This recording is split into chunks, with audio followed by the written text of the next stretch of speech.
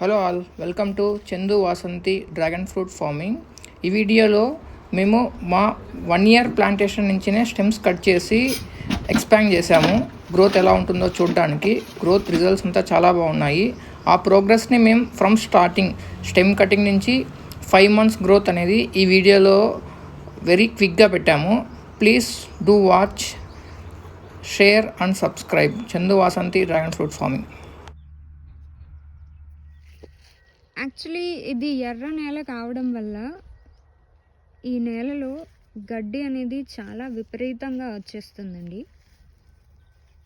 so